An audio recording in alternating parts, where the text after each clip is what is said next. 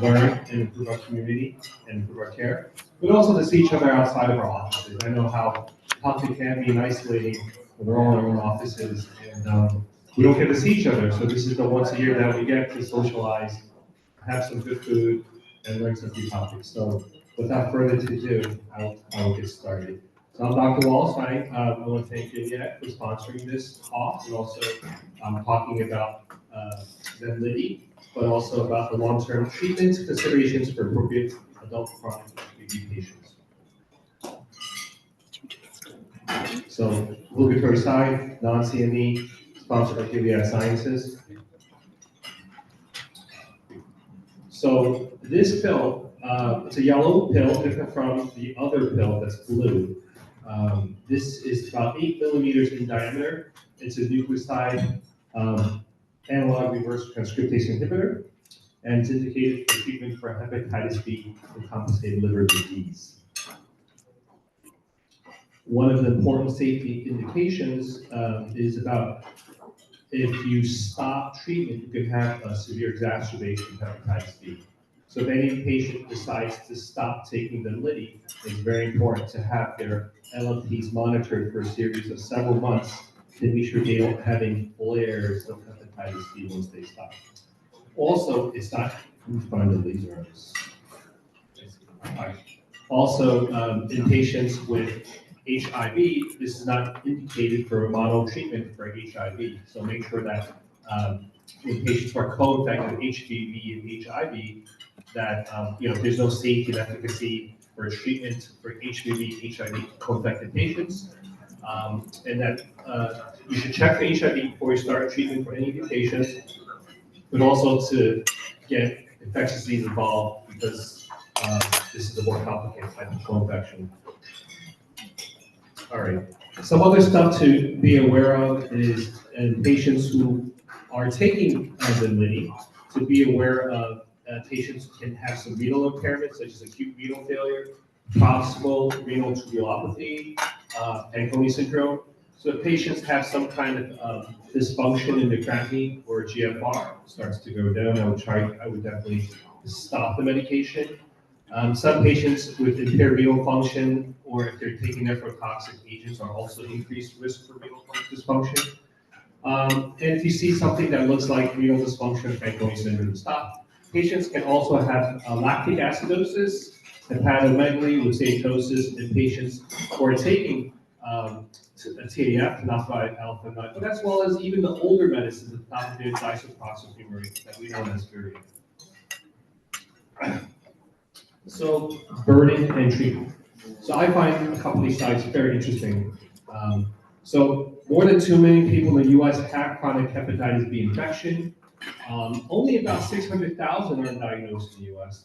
The majority of patients with chronic hep B are our population, immigrants, those with immigrant parents, or if you're exposed to family or other close household contacts, which is pretty much our entire population. So our population is at risk for chronic hepatitis B, and the CDC now recommends all adults age 18 and older to get at least hepatitis B testing at least once in their lifetime. Now, these are really interesting, specific to New York itself. So this is home to many foreign-born immigrants. About 22% of New York's population are foreign-born immigrants. In 2021, the foreign-born immigrants include, the most were Latin American at 48, but the second would be Asian at 29%, Europeans at 13%, and 4.6% for Africans actually. And 62% New Yorkers live with at least one immigrant in their household. This big orange pie is families with either naturalized citizen, green card, or other status. So like about half the households have some type of immigrant. This is US-born families, and this is big status families. So there's a lot of immigrants that live with us in New York. Now, although 3% of New York City residents live with chronic hep B, it's most prevalent amongst our population. In 2022, about 5,500 newly reported cases of chronic hepatitis B were seen in New York City residents. Brooklyn has the highest percentage of people newly diagnosed with hepatitis B. But after Brooklyn is us, Queens, that's us. In terms of neighborhoods, the darker colored neighborhoods are the ones in which is a higher prevalence. And look at this right here, it's very dark. So neighborhoods with the highest rates of people with newly reported chronic hepatitis B per 100,000 people. Sunset Park, Brooklyn is number 1 down here, pretty dark. But the 2, 3, and 4 are Flushing, Queens, we're number 2. Queensboro Hill, East Flushing. So really out of the top 5, 3 are our community right here. The rest are Brooklyn, like Dyker Heights, Chinatown, Bensonhurst, Midtown, South Manhattan, Murray Hill, Queens at number 9, and number 10, Bensonhurst, East in Brooklyn. So we have the highest rates of newly diagnosed hepatitis B. And why is this important? Because we have to screen for this. This is really prevalent in our community. So bone and risk factors when managing chronic hepatitis B. You know, when you start approaching over the age of 30, your eGFR starts declining with age, and even for bone mass at age 40, it starts declining every year. But in fact, patients with chronic hepatitis B are at higher prevalence of chronic kidney disease and osteoporosis than uninfected patients. So just by having hepatitis B, they're 1.7 to 3.5 times more likely to have chronic kidney disease, and up to 1.7 times more likely to have osteoporosis or bone fracture. Everyone's enjoying their lunch? Yeah, it's a pretty good lunch. I was having some myself. The steak's pretty good, and the rice was surprising. So the risk factors, so there's some overlap between renal risk factors and bone density factors. Renal risk factors include hypertension, obesity, diabetes, NSAIDs, which so much of our population has already. And bone density risk factors, female gender, low BMI, ethnicity, antidepressants, also a lot of our population. And there's an overlap where smoking, sedentary lifestyle, excess alcohol use, and pro-complement inhibitors increase the risk of both renal and bone density factors. So when you're choosing a chronic hepatitis B treatment with long-term and renal health, you have to keep those in mind because there's so many things trying to mess up people's kidneys and bones. We have to pick a medication to treat hepatitis B that minimizes the adverse effects on bone and kidney. We have to keep that in mind. So in terms of important gaps in management, about 70% of people with chronic hepatitis B are not even getting treated. And 65% of those with chronic hepatitis B and cirrhosis are not getting treated. 60% of people who actually even have chronic hep B are not even being screened with a 6-month blood work or imaging test. And 28% have significant fibrosis levels despite normal ALT levels, which can be concerning because we just, the transaminases are normal, but we don't realize how much fibrosis they even have. So HBV increases the risk of liver cancer, hepatocellular carcinoma. And how does it do that? Well, first off, they're at 25 to 37-fold increased risk of HCC compared to non-infected people. And how does that happen? It happens through direct and indirect mechanisms. One of the direct mechanisms is that it integrates into the host genome, which is frightening. It changes the DNA and causes carcinogenic chromosomal aberrations and protein expressions. So it's basically causing oncogenesis at a genetic level. It's changing your genes. And the indirect mechanisms is what we typically think of when they have chronic inflammation, necroinflammation, and it develops cirrhosis, and you can get HCC from that. But it can cause this oncogenic portion of gene altered protein expression.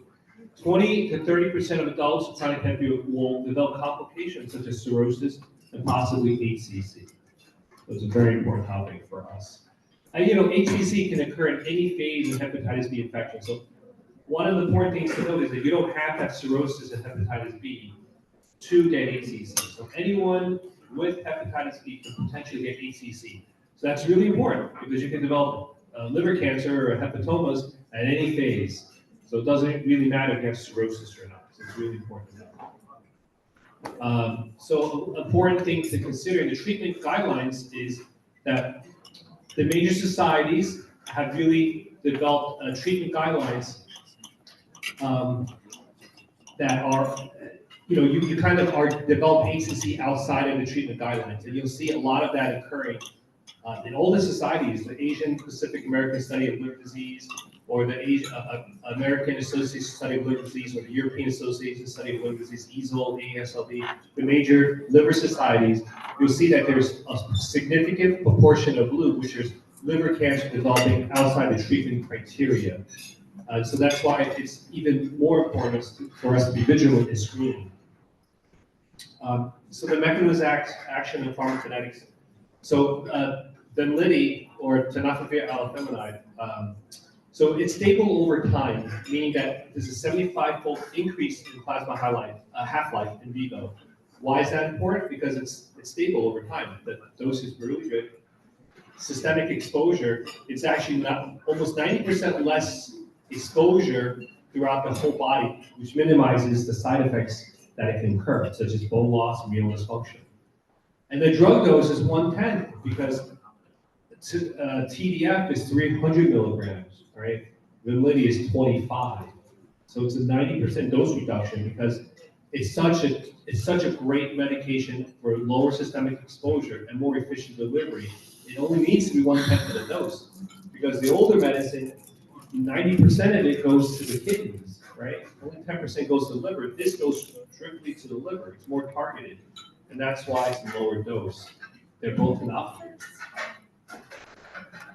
So clinical data for starting or switching. So you got two patients. They just kind of wanted you to highlight that this individual is Asian, well, Vietnamese. He's got a high viral load of 1.75 million. So, it's important for us to identify patients with high viral loads. They don't really tell you about the transaminases. And a switch patient, an older female, and she's been on the older medicine, TDF for chronic Hep B, but you don't know about her bone and kidney status. So there's two trials, which I'm not going to go too much in detail. Trial 108, 110, and they're really looking at E antigen negatives and E antigen positives. And they basically follow patients over the span of 384 weeks. So they initially started with a randomized, double-blind, controlled non-inferiority trial up to week 96, where they amended the protocol, where they did an open label on each of the arms, and then eventually at week 144 converted everyone to open label. The endpoint really is to get a viral load less than 29 IUs.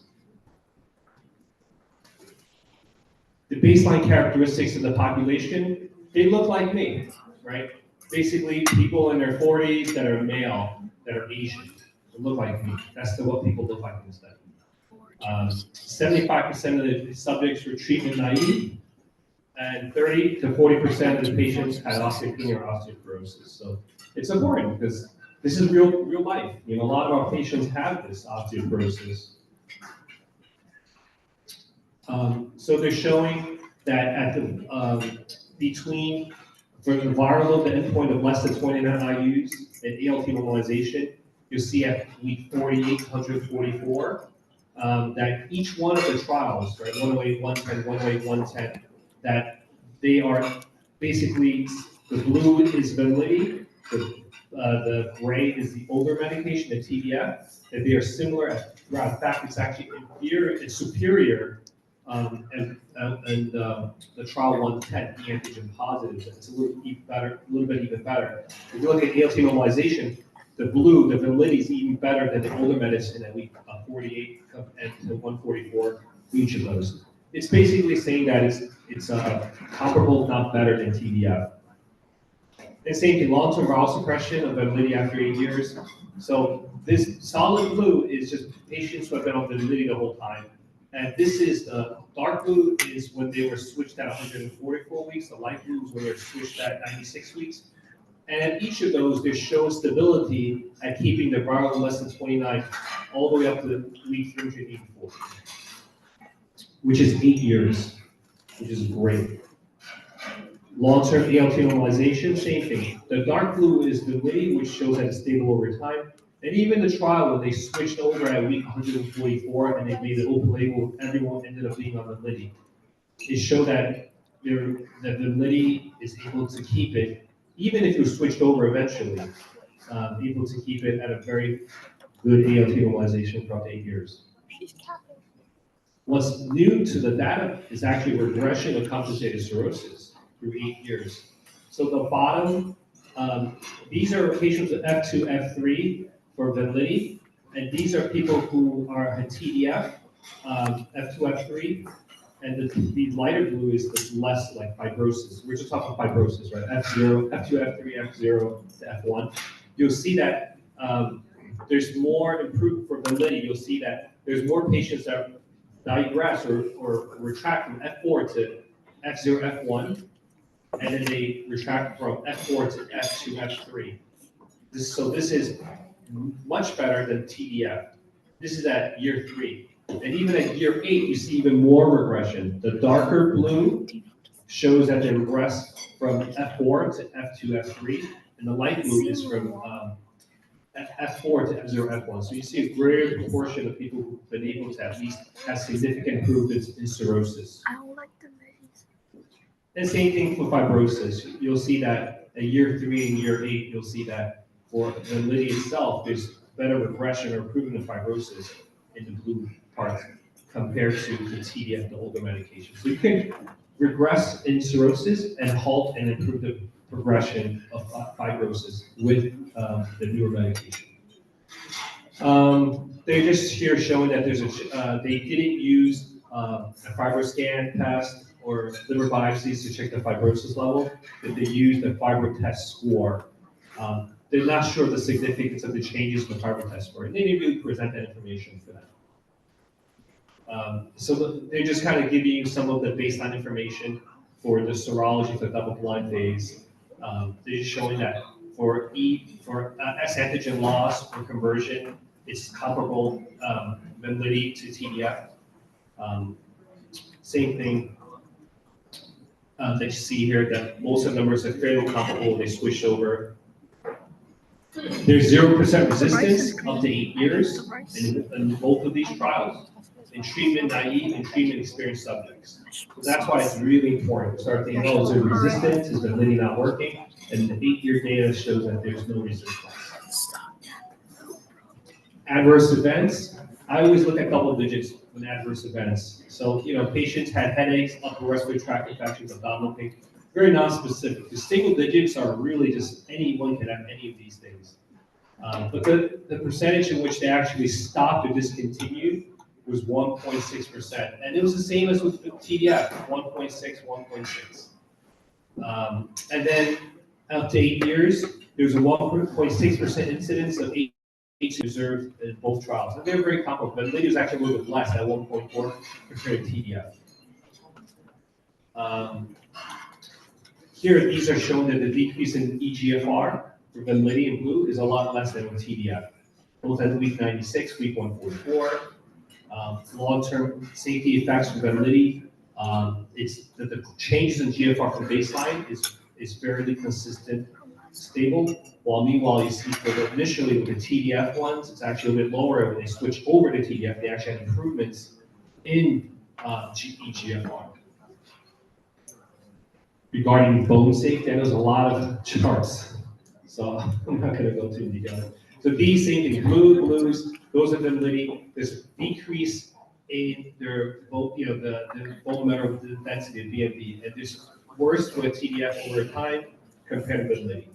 In both their lumbar spine and total hip bone mineral density. Same thing over 8 years, validity is able to keep it stable. Patients who initially were on TDF actually had lower bone mineral density, but they improved once they started on validity. Same thing. This is the hip one. The prior one was the lumbar spine, and this is the hip one. So both of these are consistent. That validity has a deep is superior in the sense that there's a less of a decline in bone mineral density in the hips. Laboratory data abnormality.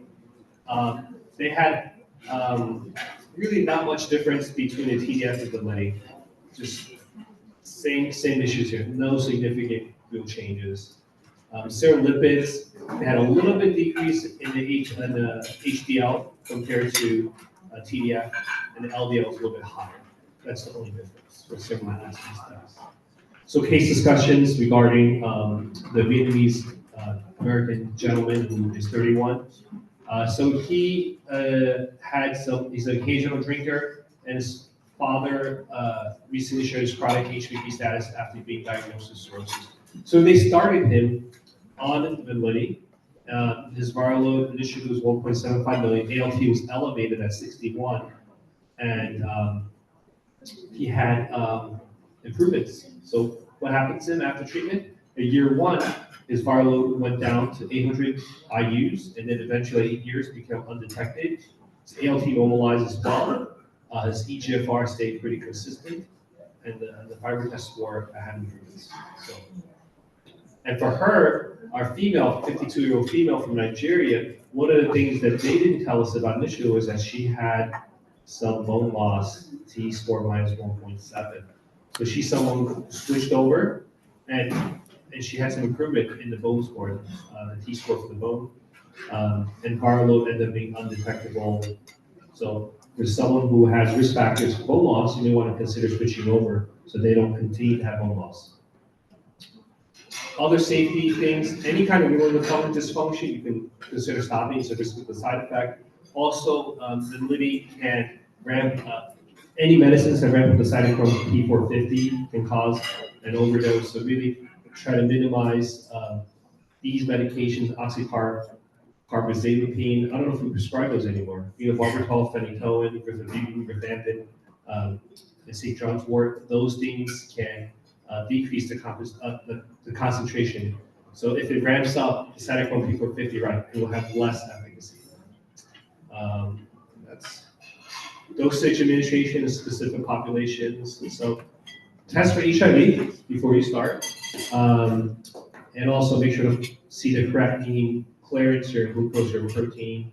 1 tablet once a day with food.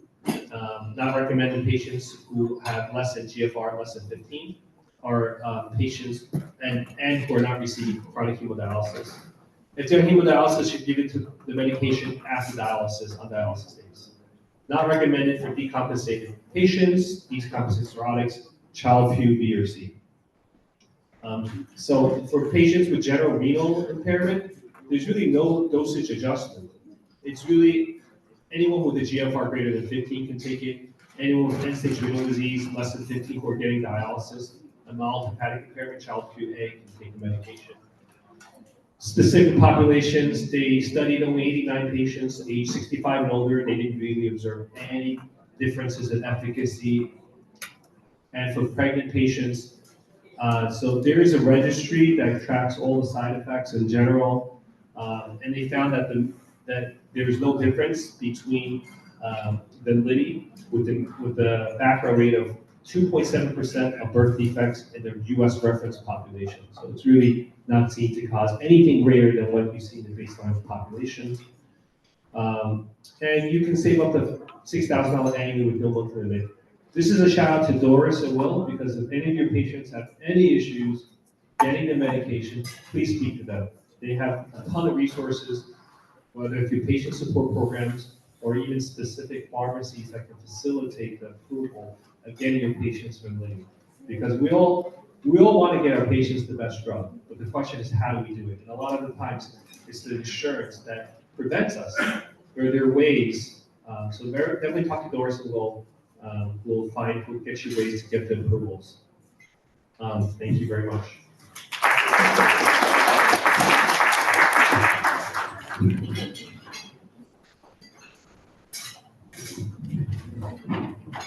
All right, thank you, Dr. Wang. The talk is wonderful. Thank you so much.